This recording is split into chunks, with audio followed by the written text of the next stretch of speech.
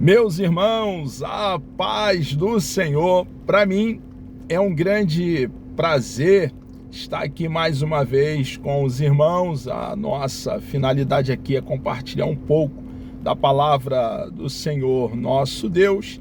E hoje iniciamos uma sequência de estudo dentro da preciosa epístola, é a primeira do nosso tão amado apóstolo João, o filho de Zebedeu, irmão de Tiago, um dos pescadores que fora chamado pelo nosso Senhor e Salvador Jesus Cristo, quando estava ali pescando às margens do Mar da Galileia. O Mar da Galileia é o lago de Tiberíade, lago de Genezaré. Suas águas são doces, é abastecido pelo rio Jordão. E Jordão tem por definição o que desce. Ele nasce lá no sopé do Monte Hermon, no norte, e ele vem descendo aqui no sentido sul.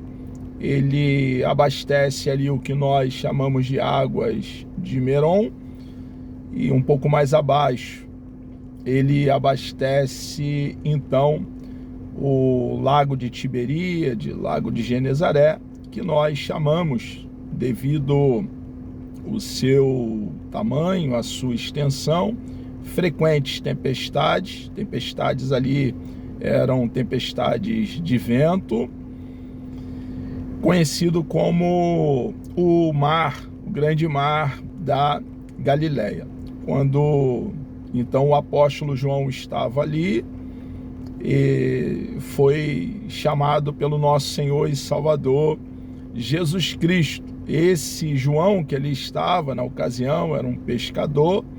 Ele tornara-se então, depois de ter sido chamado pelo nosso Senhor e Salvador Jesus Cristo, discípulo, e depois um dos 12 apóstolos. Ele então aqui, em um cenário de muitos falsos mestres, ensinadores, falsos profetas, e está ali inserido dentro do arraial, dentro do acampamento da igreja de nosso Senhor e Salvador Jesus Cristo, alguns até que saíram do nosso meio e se apostataram da fé, mas permaneceram ali ensinando o que a Bíblia num todo nunca ensinou.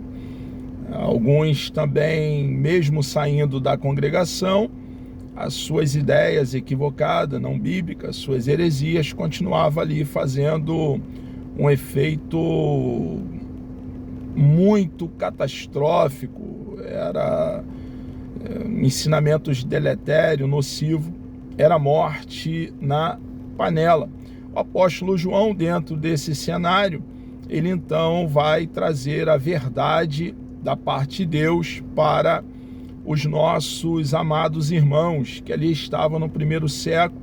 É interessante que ele vai iniciar a carta, ele não menciona o nome de algum irmão específico, como nós vamos aqui querendo o nosso amado e bondoso Deus me dando vida até lá. Quando chegarmos na segunda, na terceira carta, nas demais cartas, nós vamos observar que ele fala sobre Gaio, mas aqui não tem essa alusão, não tem aqui um destinatário mencionado.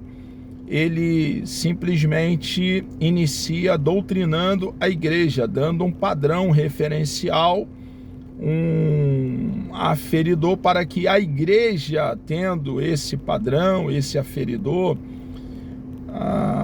a verdade, a palavra do nosso Deus, tendo uma bússola, uma regra de fé e prática, um manual, a igreja ali, o rebanho do primeiro século, nossos irmãos ali, e nós hoje, que cremos em Cristo de todo o coração, o rebanho do Senhor, a igreja do século 21, contexto atual, possamos ter um ensinamento que nos dá grande fundamentação, calcamento, respaldo para entender o que realmente aconteceu, toda a vontade do Eterno para cada um de nós. Então João aqui, ele abre o primeiro capítulo, no primeiro versículo, dizendo: o que era desde o princípio. Ele está aqui se referindo a uma pessoa,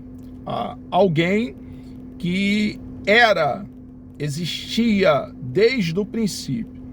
E vai ficar muito claro aqui no que nós vamos passar a analisar, refletir, ponderar, que ele está fazendo uma alusão, uma referência direta ao nosso Senhor e Salvador Jesus Cristo, deixando bem claro que Jesus é o eterno Filho de Deus.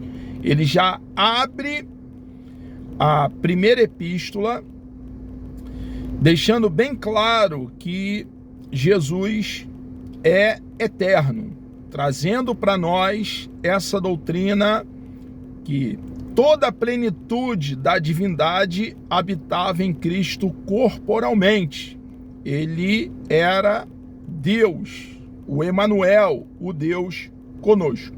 Nunca deixou abrir mão da sua divindade, mesmo no seu ministério público que durou 3 anos a 3 anos e meio aproximadamente. Ele abriu sim, como está claro, na oração feita por ele mesmo, pelo nosso Senhor e Salvador Jesus Cristo, no Evangelho, que esse mesmo João escrevera, no capítulo 17, abriu sim mão, temporariamente, da sua glória, mas nunca abriu mão da sua divindade, nunca deixou de ser o próprio Deus, o que era desde o princípio. Então João está fazendo referência à divindade do nosso Senhor e Salvador Jesus Cristo. Ele prossegue: o que vimos com os nossos olhos. Quando ele faz essa referência, o que vimos com os nossos olhos, ele então está deixando bem claro a humanidade do nosso Senhor e Salvador Jesus Cristo.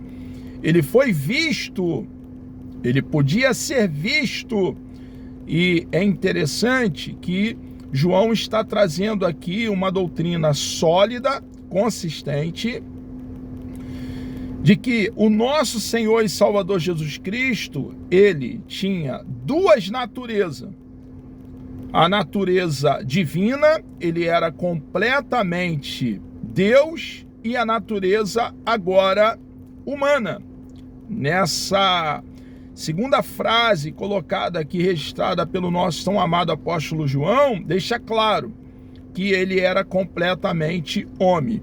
2 naturezas em uma pessoa. Por que João tem esse cuidado já na abertura da carta?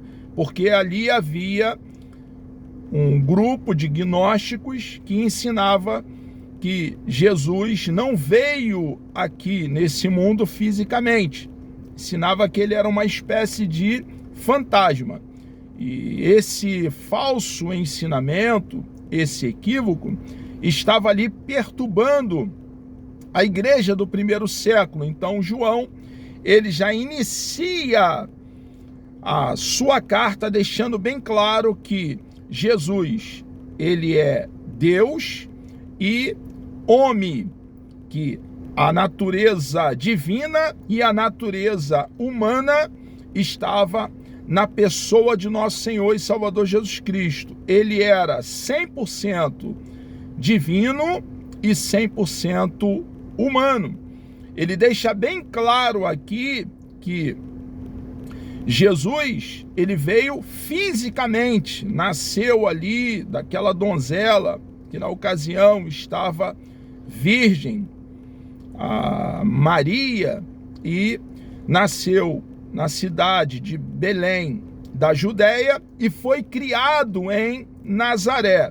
Iniciou seu ministério público depois de se dirigindo ali até o profeta João Batista, fora batizado no Rio Jordão, o mesmo rio que nós já fizemos referência anteriormente.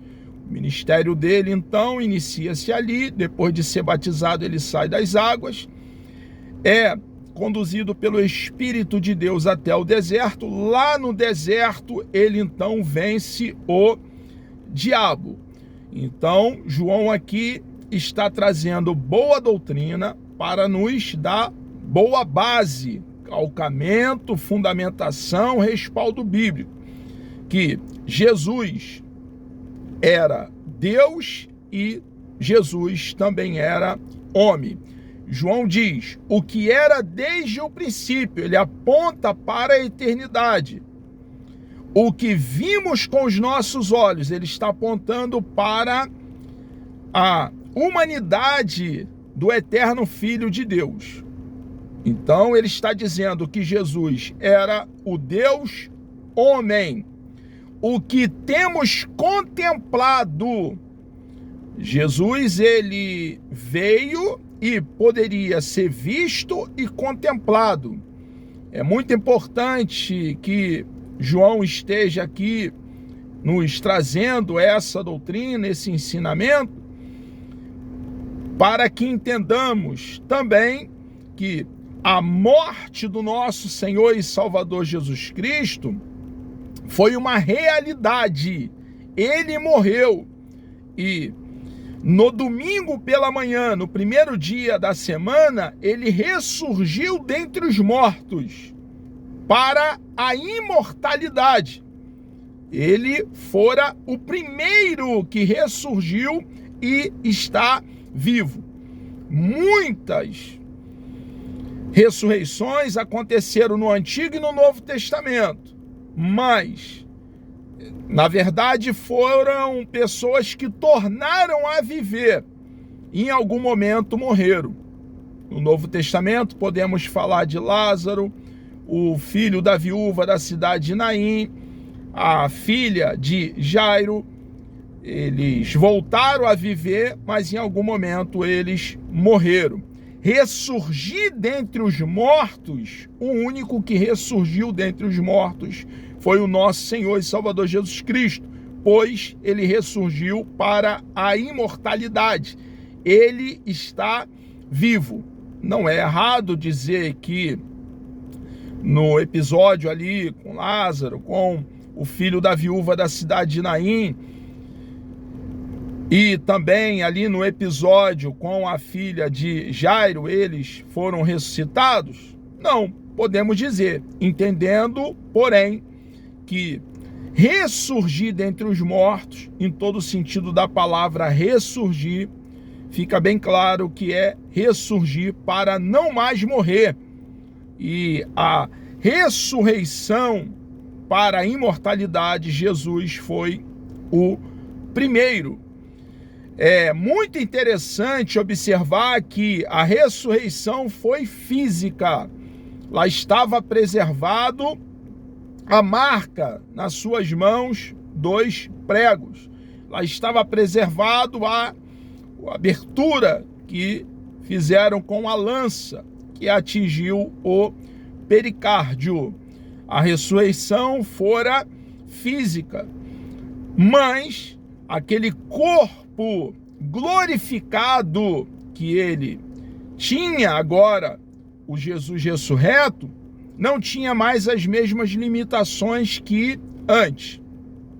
Agora o cenáculo estava fechado, não precisava que a porta fosse aberta para que ele adentrasse e estivesse com os seus discípulos. Então, a ressurreição fora física, mas ele não tinha mais as mesmas limitações que antes. Foi um corpo glorificado que ele agora tinha a partir do corpo físico. Lá estava preservado as marcas que eu já aludi. Nós também, que um dia seremos arrebatados, estando vivo, ou se já tivermos passado para a eternidade, ressuscitaremos. Primeiro encontraremos com os que estiverem vivos, cristãos que creem em Cristo de todo o coração. Nos ares estaremos para sempre com o Senhor. receberemos um corpo glorificado a partir desse, semelhante ao corpo do nosso Senhor e Salvador Jesus Cristo. João aqui, o apóstolo, está trazendo doutrinas extremamente consistentes para nós cristãos. Doutrinas que precisam estar bem acesas e viva em nosso coração para, quando ouvirmos ensinamentos não bíblicos, acender a luz, estarmos acautelados e não sermos engodados, levados por qualquer vento de doutrina. O que era desde o princípio, o que vimos com os nossos olhos, o que temos contemplado e as nossas mãos tocaram. Então, Jesus fora visto, Jesus fora contemplado. O apóstolo João deixa bem claro que ele fora tocado. João conviveu com ele ali aproximadamente 3 anos a 3 anos e meio do seu ministério público. Ele está deixando bem claro que o que ele está falando, ele tem autoridade para falar. Ele fora testemunha ocular dos fatos e está sendo inspirado pela terceira pessoa da Santíssima Trindade no registro que está fazendo. O Espírito de Deus soprou para dentro dele o apóstolo João e ele está registrando com perfeição os acontecimentos. Então, Jesus fora visto, Jesus fora contemplado e tocado. Então, está claro que Jesus, ele nascera fisicamente, literalmente, e a sua ressurreição foi uma ressurreição física. E ali estava, a partir daquele corpo físico, um corpo glorificado. Agora, está claro para nós que ele receber um corpo glorificado a partir daquele corpo. E, embora esse novo corpo glorificado não tivesse fome, está claro que ele, depois de ressurreto, comeu com os seus discípulos. É doutrina para nós cristãos. Então agora nós temos base para, quando ouvirmos ensinamentos não bíblicos, nos posicionarmos biblicamente. Mas João ainda ele prossegue e faz uma revelação preciosa, irmãos. Ele diz: e as nossas mãos tocarão da palavra da vida. Então, Jesus é o Verbo encarnado. Jesus é o Verbo encarnado que tabernaculou entre nós. Ele veio com uma missão, a missão específica de buscar e salvar o que se havia perdido. Ele veio com uma missão, dar vida e vida abundante. Veio com a missão de nos resgatar do mercado de escravo, o qual nós nos encontrávamos. Observe que o estado da humanidade depois da queda do nosso papai Adão e da nossa mamãe Eva é de morte espiritual. Quando João faz essa menção que as nossas mãos tocaram da palavra da vida, Jesus então ele veio para dar vida a mortos. Jesus é a ressurreição e a vida. A humanidade, depois da queda dos nossos pais, estava morta em delitos e pecados. Todos estão distanciados de Deus, destituídos da glória de Deus. Jesus, ele deu vista a cego, fez mudo falar fluentemente, fez surdo ouvir, deu vida a um homem, estando ele morto há 4 dias, e o texto diz que ele cheirava mal, estava em estado então de decomposição, limpou, purificou leprosos. Jesus fez sinais, prodígios e grandes maravilhas, mas o escopo, o alvo, a finalidade, o objetivo da vinda do nosso Senhor e Salvador Jesus Cristo foi nos dar vida e vida abundante. Quando cremos em Cristo de todo o coração, nós somos justificados. A justiça de Cristo nos é imputada.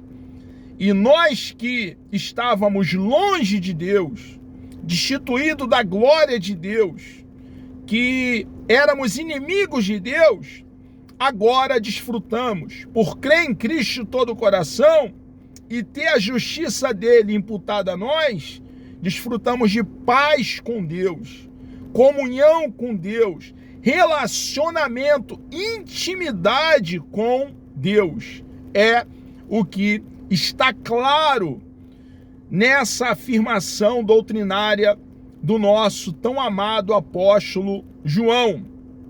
E as nossas mãos tocaram da palavra da vida, porque a vida foi manifestada. Então, Jesus se manifestou. O eterno Filho de Deus abriu mão da sua glória, manteve a sua divindade e ele se manifestou. Ele veio para satisfazer a justiça divina, tomando sobre ele os nossos pecados e levando sobre ele os nossos pecados até aquela cruz, naquela pequena colina chamada Gólgota, que na ocasião estava fora dos muros de Jerusalém. Ali ele recebe a paga que os nossos pecados mereciam. Ele recebe sobre ele a indignação, a ira de Deus que os nossos pecados merecia, e ali ele paga com o seu precioso sangue a nossa dívida. Quando o nosso papai Adão peca, ele era o nosso representante, cabeça federal da humanidade. Quando ele cai, toda a humanidade cai com ele. O pecado dele nos é imputado. Jesus, então, quando ele se manifesta, ele vem, ele toma sobre ele os nossos pecados. Ele é o segundo Adão. Paulo deixa bem claro essa verdade. E ele leva sobre ele, o segundo Adão, o eterno Filho de Deus, os nossos pecados sobre ele. E lá naquela cruz, ele quita os nossos pecados, a nossa dívida que tínhamos com Deus Pai. Ali ele faz expiação por nós. Ali ele faz propiciação por cada um de nós. Ele torna Deus favorável àqueles que creem em Cristo, nele, de todo o coração. Quando João faz essa afirmação, porque a vida foi manifestada, Jesus se manifestou, Jesus veio para nos reconciliar com Deus Pai.